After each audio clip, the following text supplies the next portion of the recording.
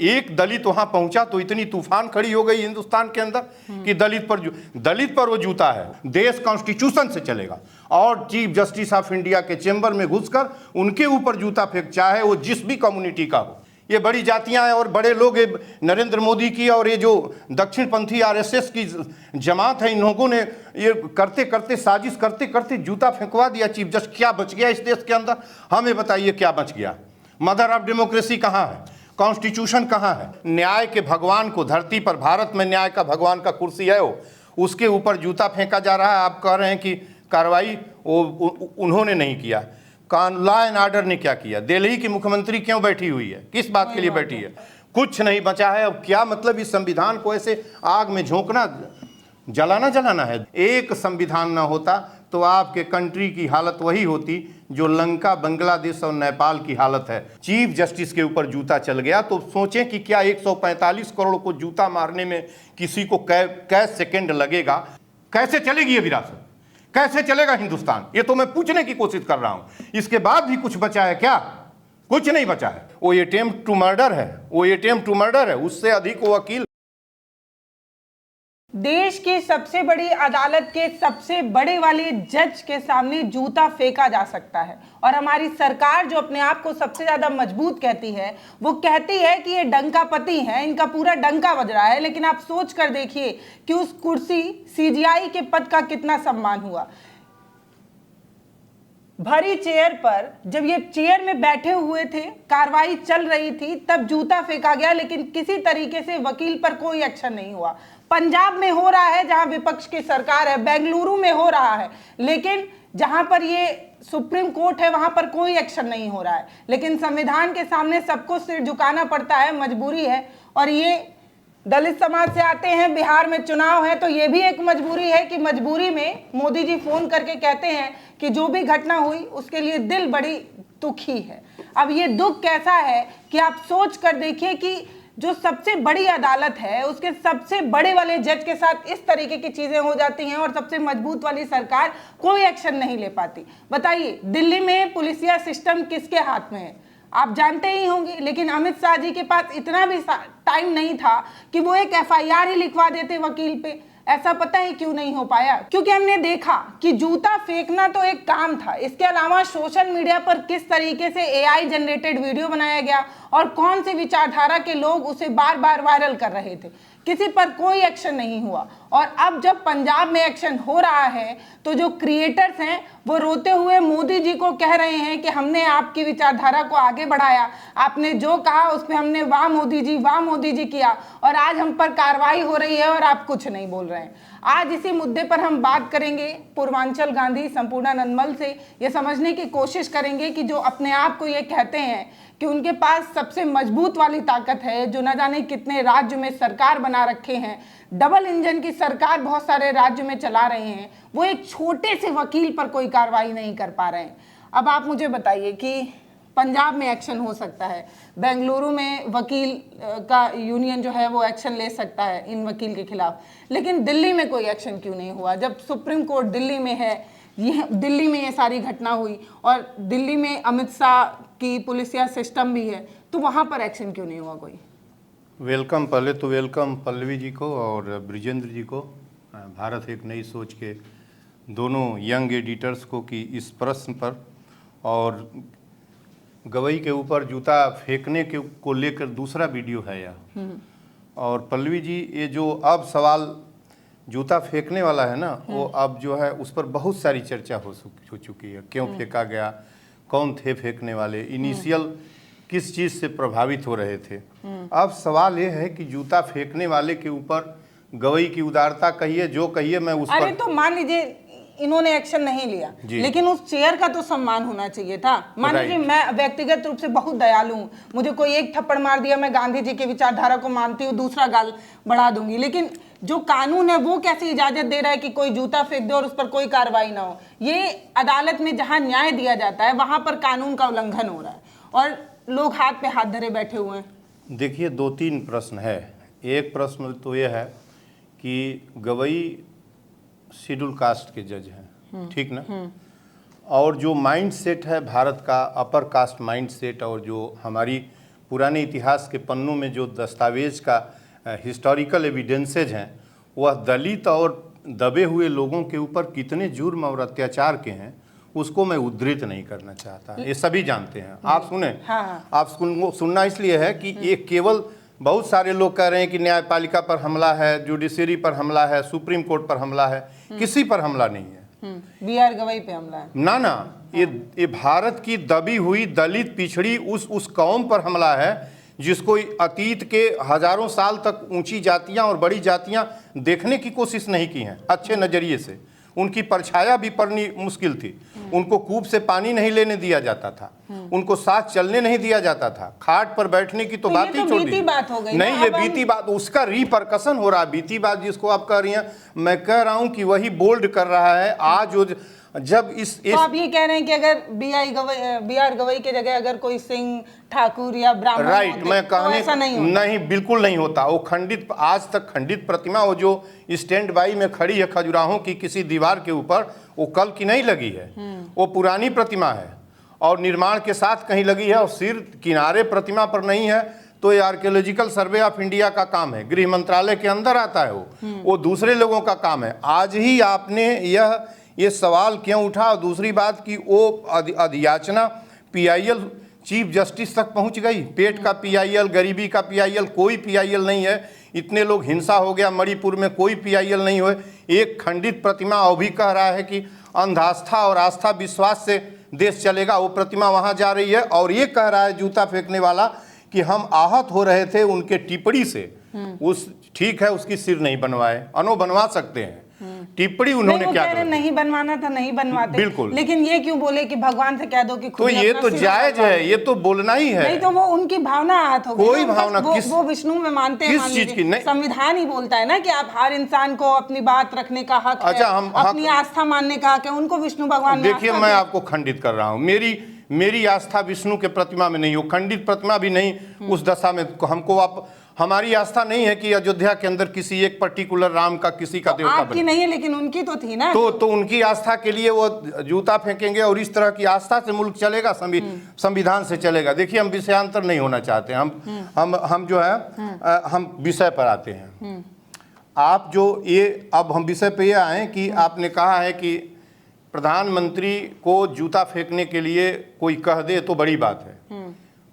काला झंडा दिखाने के नाम पर 2023 में जब आए थे 6 जून को, तो मैंने कहा था कि मैं काला झंडा दिखाऊंगा। इंदिरा बाल पंत पार्क से मुझे पुलिस हिरासत में ली और जब उनकी विमान टेक ऑफ हो गई तब यहाँ से आपको यदि कोई कह दिया, गाली तो दूर की बात है, आपको कोई कह दिया कि हम आपको काला झंडा दिखाएंगे तो आप पुलिस हिरासत में लेती है।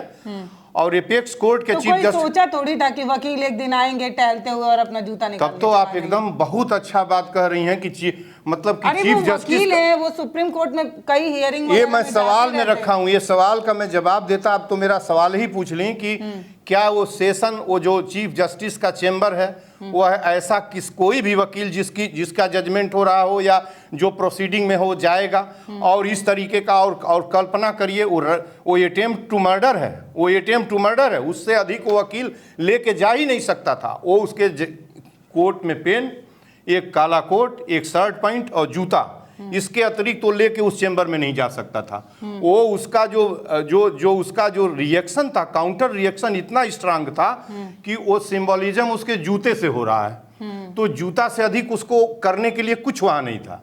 यदि उसके पास हथियार ले जाने की क्षमता होती या वो चेंबर के बाहर, तो जूता भी नहीं फेंक पाता उनके ऊपर। सबसे सेफेस्ट जगह उसके लिए। और ये तो आप सवाल कर रही हैं, मैं सवाल आपके मीडिया से कर रहा हूं, इस चैनल से, कि कितनी लेप्सेशन है सिक्योरिटी लेप्सेशन की। एक जूता लेके सपोज करिए कि उस जूता के नीचे कोई, जूता तो पहन के कोई कोर्ट जाएगा ही ना, मतलब जूता चलाने की जगह हो, मैं तो कह तो रहा हूं। तो जूता उन्होंने निकाला, उसके बाद वहां सुरक्षा कैसे निकल गया जूता? कोर्ट में चलाने के लिए चीफ जस्टिस के जूता निकल जाएगा?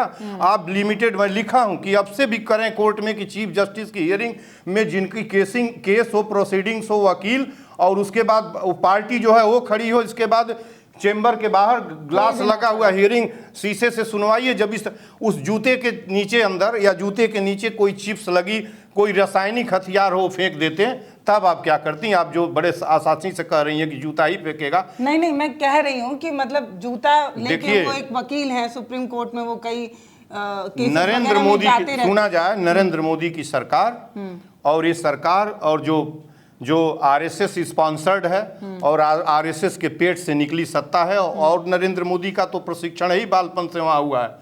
ये पूरी तरीके से अपर कास्ट की माइंडसेट के लोग हैं। और अब दलितों के आगे एक दलित वहां पहुंचा तो इतनी तूफान खड़ी हो गई हिंदुस्तान के अंदर कि दलित पर वो जूता है। वो सुप्रीम कोर्ट के पर जूता होता तो किसी अन्य बेंच में फेंक देना चाहिए था, किसी दीवार पर सुप्रीम कोर्ट के फेंक देते, तब भी मैसेज आता कि किसी ने। और बाद में वो कह रहा है कि हम दलित हैं। अरे तुम दलित हो तो क्या है, तुम्हारे पीछे से क्या क्या कराया जा रहा है। देखिए, पूरा एक ही जगह बचा था जो महफूज थी, जुडिशियरी, और उस जुडिशरी को नरेंद्र मोदी की सरकार ने, आपने तो ईडी को खाया, सीबीआई को खाया, एनआईए को खाया, आईटी को खाया, जितने को अपने कब्जे में किया। प्रेसिडेंट को निकाल के अपने आप ने बना दिया, कोविंद जी को बना दिया, मुर्मू जी को बना दिया, सबको आप अपने जेब से कर दिया। अब एक आपके पेट में बथ रहा था तो उस जो है वैज्ञानिक और वस्तुवादी जो चीफ जस्टिस ऑफ इंडिया हैं, जो बुद्ध के रास्ते पर चलने वाले हैं, डिक्लेयर उन्होंने कर दिया। उन्होंने ये भी कहा कि देश संविधान से चलेगा, और आप उसके ऊपर जूता से अधिक क्या हो सकता था। सबसे ज़्यादा जो क्रूरल अटैक है जूते का, उस जूता से अधिक को वकील कुछ ले भी नहीं जा सकता था। तो जूता का अटैक जो है, मैं उस पर पूरी तरीके से अटैक मानता हूँ। और पूरे तरीके से एक दलित जो जाति है, एक जिसको कुचला गया है, आज तक बड़े लोगों ने कुचला है, समाज के आगे के लोगों ने, ये बिल्कुल गलत हो रहा है। और उसके बाद अब एक बखेड़ा कि ट्रोलिंग होने लगी उसके साथ में, उसके साथ में ट्रोलिंग हो रही जा रहा है और ऐसे दिखाया जा रहा है जो जूता उन तक पहुंचा भी राइट। वो भी हम पहुंचाया एक जा रहा से है। एक ट्रोलिंग देख रहे हैं और उसके साथ हो रही है, और उसके सपोर्ट में सारे ये जो लोग हैं इस लॉबी के खड़े होते हुए दिख रहे हैं। और प्रधानमंत्री झूठा जो है उनसे क्षमा याचना कर रहा है। ये नौबत क्यों आई चीफ जस्टिस के चेंबर में? इसके पहले अब तक जूता क्यों नहीं फेंका गया? आज संविधान लगे 75 साल हो गया, क्यों नहीं जूता चला? इसके पहले क्यों नहीं जूता चला? इसके पहले क्या यही इसकी बात, इसको पहली बार इसकी आस्था दमित हुई है? और किस तरह का आस्था? तो इसकी आस्था खंडित प्रतिमा में बसती है, मेरी आस्था उस संविधान, उस न्यायालय और उस कॉन्स्टिट्यूशन ऑफ इंडिया में बसती है। जूता चला कैसे? ये जूता चलना अपराध है। और अल्टीमेटली सच में लोग कह रहे हैं कि पूरे न्यायपालिका का जूता है, इसको कड़ी से कड़ी सजा देनी चाहिए, जितनी कड़ी से कड़ी सजा। हम लोग यहाँ बैठकर डिस्कस कर सकते हैं सजा देनी चाहिए, लेकिन वहां पर जो जिनके हाथ में ताकत है वो लोग दे ही नहीं रहे। नहीं, वो नहीं दे रहे हैं, कल देंगे। वो आज नहीं तो कल उसको जाना ही है। उसको सजा संविधान तय करेगा, व्यवस्था तय करेगी। लेकिन जो नरेंद्र मोदी की सरकार है, एक तो जब उनको इतना ही दुख हुआ था, जब वो फोन करके बी आर गवई को फोन कर सकते हैं, बोलते हैं हम हृदय से बहुत दुखी हैं, इतनी हृदय विदारक घटना हो गई, पूरा देश दुखी है, तो एक वकील के खिलाफ एक्शन क्यों नहीं लिया? तुरंत ही अमित शाह को फोन मिलाते, बोलते वकील को जो है वो सस्पेंड किया जाए। 6 महीने का हर हृदय विदारक दुख जो है, मणिपुर में बेटियों बहनों को स्तन को गया और फोर्स वहीं ताकती रही, और न जाने क्या क्या हुआ, इस इतिहास को बदल दिया गया भारत के। वहीं बेटियां घसीटी जाती रहीं, जो है 21 मई की घटना है। 21 मई 23 को जब बेटियों के ऊपर, पहलवान बेटियों के ऊपर हुआ था, जिन्होंने तिरंगा दुनिया में फहराया था, तब मोदी कहाँ थे? मोदी उसी दिन जो है सेंट्रल विस्टा का उद्घाटन कर रहे थे, और सेंट्रल विस्टा में थे, और ऑनरेबल प्रेसिडेंट जो है प्रेसिडेंट हाउस में बैठी थी। तब नहीं लग रहा था कि देश क्या हो रहा है। और ये जूता चल कैसे गया? मैं तो ये सवाल करता हूँ कि जूता सभी लोग पहन के जाते हैं, कोई नंगा पैर नहीं जाता है। जूता चलाने की जगह है, जूता उसने चलाया क्यों? और जूता चल गई तो इससे बड़ा अपराध कौन है? मैं तो 1 अक्टूबर को मुझे दिल्ली जाना था, 2 अक्टूबर को सदन पर मुझे सत्याग्रह नहीं करना था। इंकलाब में लिखा था ऑनरेबल प्रेसिडेंट को, गृह मंत्री को, चीफ जस्टिस ऑफ इंडिया को लेटर, उस लेटर का संज्ञान नहीं होता है। और 1 तारीख को 2 बजे मेरे घर में भारी पुलिस बल ले आके मुझे गिरफ्तार कर लिया गया। जब चली गई गोरखधाम ट्रेन जिसमें मुझे जाना था, तब हमको छोड़ा गया हिरासत से। ये हालत होती है, हमको सत्य कहने नहीं दिया जा रहा है और जूता फेंकने के बाद भी वो महफूज है। और वो बोल रहा है, टीवी पर उसका इंटरव्यू देख रहे थे कि हमको हमारी आस्था आहत हो रही है, मुझे कोई दर्द नहीं है, मैं कोई क्षमा। अरे वो तुमसे क्षमा मांगने की बात कौन करता है? लानत है ये पूरी व्यवस्था को। और ये फिर एक बार कुचला जा रहा है इस संविधान को। इसको हिरासत में लेके इसको इतनी कड़ी से कड़ी सजा देना चाहिए। आस्था से देश चलेगा, इनके विष्णु से देश चलेगा, राम कृष्ण भगवान अल्लाह मियाँ और जो है ईसा मसीह से देश चलेगा। देश कॉन्स्टिट्यूशन से चलेगा। और चीफ जस्टिस ऑफ इंडिया के चेंबर में घुसकर उनके ऊपर जूता फेंक, चाहे वो जिस भी कम्युनिटी का हो। आज के पहले क्यों नहीं जूता फेंका गया? जब से chief justice of India chair पर बैठे हुए हैं, न जाने लग रहा है कि क्या कैसे ये लोग पचा नहीं पा रहे हैं चीफ जस्टिस ऑफ इंडिया को। एक व्यक्ति पहली बार जिसने चीफ जस्टिस ऑफ इंडिया बनते ही कहा कि ये संविधान सर्वोच्च है, उसके हिसाब से चलेगा। और एक व्यक्ति ने जो दुनिया का सबसे बड़ा वस्तुनिष्ठ और शांतिवादी, जो सत्य अहिंसा का पुजारी है, जो जनक है देश का, बुद्ध, उनके वस्तुनिष्ठ पैर पर चलने वाले, वैज्ञानिक ढंग से सोचने वाले व्यक्ति का जब चीफ जस्टिस बना तो इस देश को भूचाल आ गया। ये बड़ी जातियां और बड़े लोग, नरेंद्र मोदी की और ये जो दक्षिणपंथी आरएसएस की जमात है, इन लोगों ने ये करते करते, साजिश करते करते जूता फेंकवा दिया चीफ जस्टिस। क्या बच गया इस देश के अंदर? हमें बताइए क्या बच गया? मदर ऑफ डेमोक्रेसी कहाँ है? कॉन्स्टिट्यूशन कहाँ है? और वो चीफ जस्टिस ऑफ इंडिया नहीं कर सकते, और नहीं भी कर, अब क्या करेंगे? उनको तो इतना, अब तो कोई ऑप्शन ही नहीं बचा, कोई ऑप्शन नहीं बचा। बिल्कुल उनके पास केवल नरेंद्र मोदी। क्यों अब तक वो बचा है? वो बयान क्यों दे रहा है? बयान वो बाद में देता, पहले उसको जेल डालिए, उससे पूछिए कि इनफैक्ट, और वो बता भी रहा है कि हमारी आस्था, इस आस्था कह रहा है, ये क्राइम कर रहा है। आस्था से मुल्क चलेगा? कैसे आस्था से मुल्क चलेगा? मुल्क कॉन्स्टिट्यूशन से चलेगा, तुम्हारी आस्था से नहीं चलेगा। और जो तुम्हारी मूर्ति के ऊपर जो उनका कमेंट था, एकदम मैं कहता हूं जायज कमेंट था। तुमको जिस आस्था से मांग रहे हो, इतने शिद्दत से, तुम्हारी पीआईएल वहां जानी ही नहीं चाहिए थी। वो पीआईएल वहां जाने लायक नहीं थी, चली गई तो इससे कम वो कौन सा कमेंट करते? तुम उसी भगवान से मांग लो। और उसके बाद भी तुम्हारे जो ट्रोलिंग वाले हैं, जितने संत महंत पंत जितने हैं, वो कह रहे हैं कि नरसिंह अवतार लेंगे, उसको चीड़ देंगे और उससे डरे, और क्यों कुर्सी पर चिपका हुआ है। यही शब्दावली है, यही इन लोगों की शब्दावली है।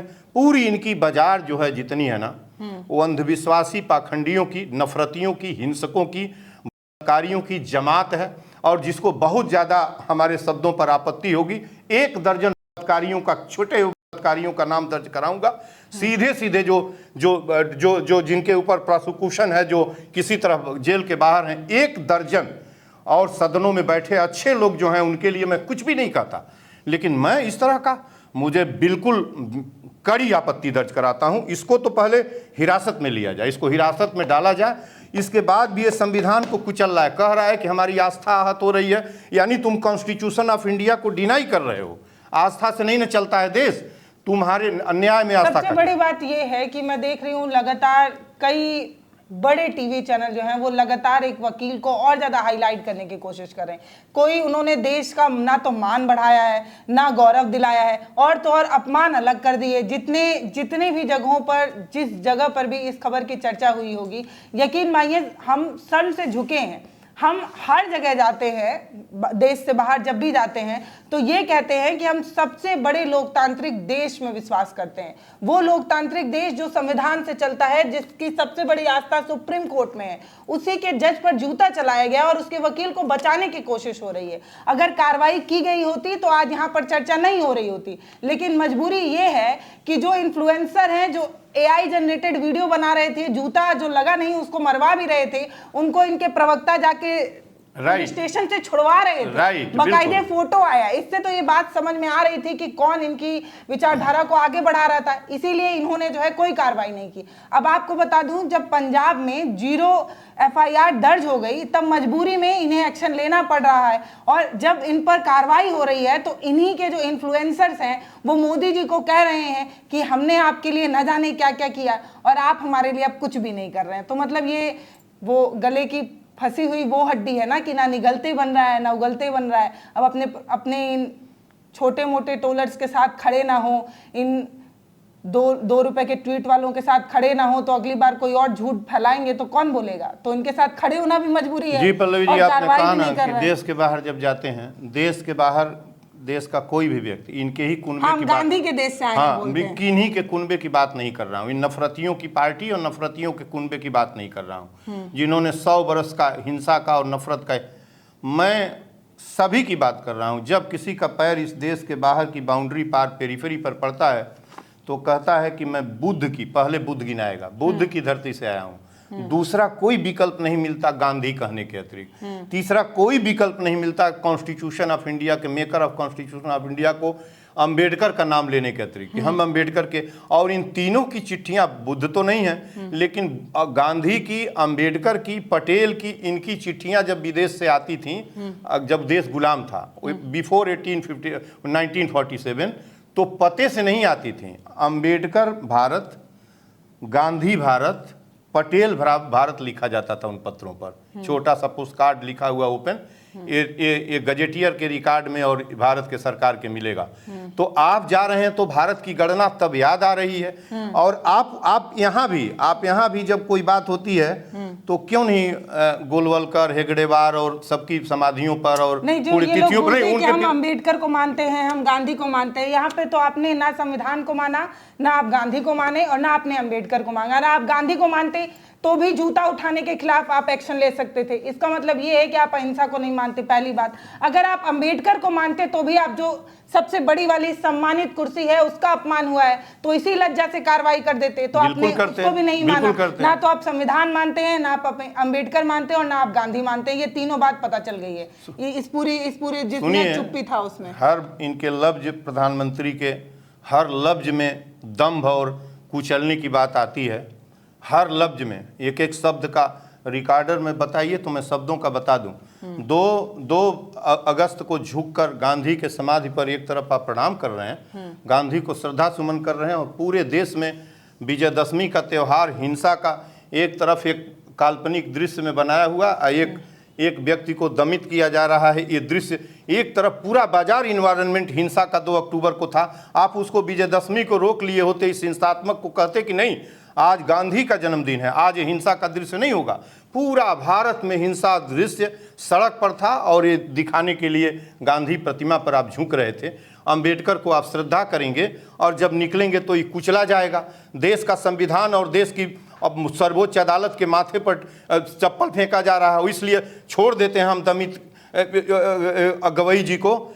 जूता चला तो चल तो गया, ठीक है, चलिए, वो आप नहीं जानती थी, चलाने वाले को चला दिया। अब चला दिया तो उसके बाद का कानून भी तो बना है उसके ऊपर हथियार चलाने का। वो बाहर क्यों है, वो जेल में क्यों नहीं, उससे न्यायालय में ले आके पूछा जाए। बार बार अलग अलग मीडिया वाले जा रहे हैं, वो अपना अलग अलग बयान दे रहे हैं। अरे वो तना हुआ है, वो तना हुआ है कि हम माफी नहीं मांगेंगे, हमें कोई अफसोस नहीं है, हमने जो किया वो ठीक किया, क्योंकि हमारी आस्था के साथ खिलवाड़ था, उन्हें हमारे भगवान का मजाक बनाया था। और एक समय जब मेरी पत्नी जो है वो मुरादाबाद में एज अ प्रोफेसर काम किया करती थी, तो मैं ऐसे कॉलोनी में रहता था जहां मुसलमान रहा करते थे। मुझे बहुत परेशान किया गया। तब मेरी आस्था जो है वो सनातन में एकदम प्रचंड मात्रा में हो गई थी, और आज उन्होंने उसी आस्था को छेड़ा है, इसलिए मुझे बुरा लगा, इसलिए मैंने जूता चलाया। अरे वह जो कुछ कह रहा है उसके लिए हम शब्द नहीं यहाँ बोलेंगे, इसलिए कि बिगड़ जाएगा। उसके लिए हमारे जेहन में बहुत गंदे और ख़राब शब्द हैं, मैं नहीं बोलना चाहता। लेकिन इस देश को जिन लोगों जिसके हाथ में जिम्मेदारी है, नरेंद्र मोदी के हाथ में हिंदुस्तान की जिम्मेदारी, चिंता तो यही है, ये पूछा नहीं जाएगा, आप लॉ एंड ऑर्डर बहुत पूछा नहीं जाएगा कि आप जो हम कहते हैं कि हम आपको काला झंडा दिखाएंगे और आप हमसे 700 किलोमीटर दूर हैं, अभी प्लेन आपकी रनवे पर उड़ी नहीं, तभी हमको घर में, हमको पंत पार्क में हिरासत में लिया जा रहा है, और एक व्यक्ति पूरे एपेक्स पर न्याय के भगवान को, धरती पर भारत में न्याय का भगवान का कुर्सी है वो, उसके ऊपर जूता फेंका जा रहा है। आप कह रहे हैं कि कार्रवाई उन्होंने नहीं किया। लॉ एंड ऑर्डर ने क्या किया? दिल्ली की मुख्यमंत्री क्यों बैठी हुई है, किस बात के लिए बैठी है? कल को जूता किसी और पर फेंका जाएगा, सीएम कोई और रहेगा तो जवाब मिलेगा। ये कानून को जहां तोड़ के ले देश को लाया गया है ना, ये अच्छा नहीं है। मैं आपसे कहने की कोशिश कर रहा हूं, मैं बिल्कुल इसकी कड़ी, एक दिन और वीडियो में कड़ी प्रतिक्रिया व्यक्त किया था और आज भी कर रहा हूं, और ये बिल्कुल इस मुल्क के लिए नहीं है। ये उस मुल्क के लिए नहीं है जो देश गांधी, भगत सिंह, अंबेडकर, सुभाष चंद्र बोस और बिस्मिल अशफाक, रोशन, राजेंद्र लाहिड़ी जैसे लोग जो कुर्बानी दे दिए, फांसी दे दिए, उन लोगों का मुल्क नहीं हो सकता। अंबेडकर का लिखित दस्तावेज जो धर्म की संहिता बन चुकी है, जो किसी भी गीता और जो है रामायण और उपनिषद से बड़ी ग्रंथ है, और वेद और पुराण से और ये जो है कुरान से बड़ी ग्रंथ है, उसे सांस आदमी लेता है, उसी में जीवन की तलाश करता है, उस पर जूता चलेगा? हिंदुस्तान के अंदर आज़ादी नफरत से मिली है, आज़ादी फांसी और कुर्बानी का परिणाम है। और इस संविधान बनाने वाले की आत्मा किस तरह से थी, कैसा व्यक्ति था, जैसे संविधान हर व्यक्ति को 145 करोड़ लोग आज उस मेकर ऑफ जो कॉन्स्टिट्यूशन है ना, उसकी दृष्टि में एक बराबर हैं। आज उनके ऊपर न जाने किस तरह के कीचड़ उठाला जा रहा है। रिजर्वेशन का जनक बताया जाता है, वो रिजर्वेशन का जनक है, वो संरक्षण देने का जनक है। उन बहुमत को कुचला जा रहा था, उनको छाया नहीं पड़ने दी जा रही थी, न जाने कितनी अपात्र जीवन जीना पड़ रहा था। उनको बराबर में लाने के लिए उनका प्रयास था, वो किसी को ढकेल कर नहीं, महापुरुष थे। उनके संविधान को जलाने की कोशिश, बचा क्या? चीफ जस्टिस ऑफ इंडिया के ऊपर जूता चलना, एपेक्स कोर्ट के ऊपर है, सुप्रीम कोर्ट के ऊपर जूता है, इस पूरी कानून व्यवस्था के ऊपर जूता है, कुछ नहीं बचा है। अब क्या मतलब इस संविधान को ऐसे आग में झोंकना, जलाना है? देखिए बिल्कुल गलत है। मैं अपनी इंस्टेंट और कड़ी प्रतिक्रिया, स्ट्रांग रिएक्शन व्यक्त कर रहा हूं पूरी सिस्टम के प्रति, और बिल्कुल गलत है। और मेरी सारा मेरा जो कहा जाए मेरी नाराजगी ऑनरेबल प्राइम मिनिस्टर के अगेंस्ट है। इस देश के क्या कर रहे हो बैठ के देश के अंदर, कैसे चलेगा देश से बताएंगे? जूता चलेगा संविधान। और इस तरह से आस्था, इस तरह किसी के प्राण बचाने की बात होती, कोई जजमेंट उनसे गलत हुआ होता, किसी की फांसी की सजा की छुड़वाने की बात होती, वहां चलाए होते तो एक बात बचने का तरीका था। आस्था, कैसा आस्था अंधविश्वास से देश चलेगा? खंडित प्रतिमा पत्थर की भगवान तलाश रहे हो और क्या करा रहे हो हिंदुस्तान के अंदर? ये नहीं चलेगा। इस पूरी घटना पर BR गवई ने भी बोला, और जब उन्होंने बोला तो यकीन मानिए सुनकर बड़ा अजीब लगा। वो खुद कह रहे हैं कि इस पूरी घटना पे वो स्तब्ध है। उनके लिए तो ये भूला हुआ अध्याय हो सकता है, कल का अध्याय हो सकता है, लेकिन ये पूरे भारतवर्ष के लिए ना तो भूला हुआ अध्याय होगा और ना कल का होगा। ये पूरे देश की सबसे सुरक्षित जगह है, जहां पर हर गरीब टकटकी लगाकर देखता है। उसको लगता है कि जब कोई अमीर उसको कुचलेगा, जब कोई अमीर उसका हक छीनेगा, तो वो अदालत की तरफ जाएगा। लेकिन यहाँ पर जो अदालत पर लोगों की आस्था है, जो न्याय पर लोगों को यकीन है, उस यकीन को भी तोड़ा गया है। ये सिर्फ BR गवई पर जूता चलाने वाली बात नहीं है, ये उस सबसे बड़ी आस्था है जो लोगों की आस्था थी, जो न्याय के प्रति आस्था थी, उस पर गहरा चोट है। इसीलिए चिंता है, क्योंकि मैं देखती हूँ कि जब भी कोई ऐसी बात होती है तो जो गांव में जो लोग हैं या जो पिछड़े लोग हैं या जिनको अभी उतनी जानकारी नहीं है, उनको ये तो पता होता है कि उनको न्याय मिलेगा। वो न्याय कहीं ना कहीं कोर्ट से होकर आता है, सुप्रीम कोर्ट से होकर आता है, और जब उस न्याय के मंदिर में इस तरीके की चीज़ें हो जाए तो वो जो सबसे कमजोर तबका है वो तो यकीनी करना छोड़ दे, वो ये मान ले जब उसे कहीं नहीं न्याय मिलने वाला है। देखिए पल्लवी जी, दो बात है। अंतिम जगह जुडिशियरी थी जो थोड़ी महफूज बची थी, जो गरीब तो आ नहीं पाता है, सुप्रीम कोर्ट जानता ही नहीं है। जो थोड़े बहुत लोग हैं जो पहुंचते हैं जहां न्याय की उम्मीद थी, उसको ध्वस्त कर दिया गया है पूरी तरीके से। अंतिम जगह था। नरेंद्र मोदी की रूलिंग हुकूमत ने इसको डायरेक्ट वो कहीं पर्दे में सामने नहीं है, लेकिन इतनी उन्होंने आस्था अंधविश्वास के नाम पर इतना ज़्यादा इस देश का इन्वायरमेंट ऐसा खड़ा कर दिया है कि अब वो डोमिनेंट स्थिति में है और कुछ सच को कहने देना और सुनने देने की क्षमता उनकी नहीं है। दूसरी बात ये और दूसरी बात ये है कि अब मैं यही कहने की कोशिश कर रहा हूं नरेंद्र मोदी से बहुत ही साफ शब्दों में कि इस मुल्क को बचाइए। आज़ादी बहुत कठिनाई से मिली है, वो संविधान जानते हैं। कॉन्स्टिट्यूशनल डिबेट्स को सुनने वाला हर व्यक्ति को पढ़ना चाहिए, 11,000 पन्ने की कॉन्स्टिट्यूशनल डिबेट्स को। उस कॉन्स्टिट्यूशनल डिबेट्स में जितने भी members of the constituent assembly हैं सवाल पूछते थे, अंबेडकर के पास जवाब रहता था, किसी के पास जवाब नहीं रहता था। और ये नफरत न फैलाया जाए, इस देश को महफूज रखने दीजिए।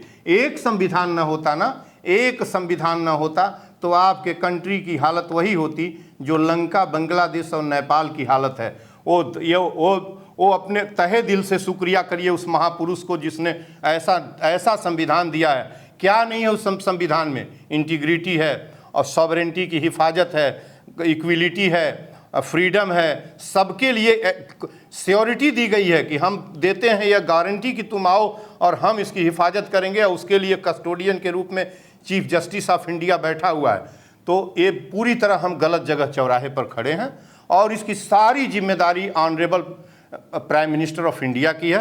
वो विचार बिल्कुल हल्के हाथों में विचार कर रहे हैं, हल्के रूप से वो सोच रहे हैं, और वो जिस जहां ले जाना चाहते हैं ना वो अच्छा नहीं है, बिल्कुल अच्छा नहीं है। और वो पूछे कि क्या हो गया, क्या बचा है इस देश के साथ। चीफ जस्टिस के ऊपर जूता चल गया तो सोचें कि क्या 145 करोड़ को जूता मारने में किसी को कै सेकंड लगेगा। और आप वहाँ जूता चल रहा है और आपके विरुद्ध यदि एक सुई भी चलनी होती है, आप रहते हैं 1.5 घंटा दूर उतरना, आपकी लैंड हो नहीं रहती है विमान, तो 2 घंटे से शून्य कर दिया जाता है इन्वायरमेंट, वहाँ का पेरीफरी ख़त्म कर दिया जाता है किसी भी ऑब्स्टिकल से, और चीफ जस्टिस पर जूता फेंका जाएगा। कैसे चलेगी ये विरासत, कैसे चलेगा हिंदुस्तान? ये तो मैं पूछने की कोशिश कर रहा हूं। इसके बाद भी कुछ बचा है क्या? कुछ नहीं बचा है। सत्ता में बैठे लोग धृतराष्ट्र बन चुके हैं, उन्हें कुछ नहीं नजर आ रहा है। लेकिन यकीन मानिए कि आज भी भारत में बहुत से ऐसे लोग हैं जो आज भी संविधान में यकीन रखते हैं, उनकी पूरी आस्था है किसी भगवान में नहीं, संविधान में। और मैं आपको यकीन से बता सकती हूं कि ना सिर्फ वकील के खिलाफ एक्शन होने वाला है, बल्कि उनके खिलाफ तगड़ा एक्शन होगा। मुझे तो ये भी लगता है कि उनका लाइसेंस वगैरह भी रद्द कर दिया जाएगा। वो तो रद्द हो गया, पल्लवी जी, रद्द हो गया। हाँ। रद्द हो गया। अब उनको बस बार काउंसिल से रद्द हो गया, अब बस जेल जाना बाकी है। खुद उस चीज में यकीन करता है जिनकी रोटी उसी सुप्रीम कोर्ट से आती थी, उन्होंने उस तक का सम्मान नहीं रखा। फिलहाल ये वीडियो आपको कैसा लगा वो आप हमें कमेंट सेक्शन में लिखकर बताइएगा। वीडियो को शेयर जरूर करिएगा, चैनल को सब्सक्राइब करिएगा। बहुत धन्यवाद, बहुत धन्यवाद, बहुत बहुत धन्यवाद।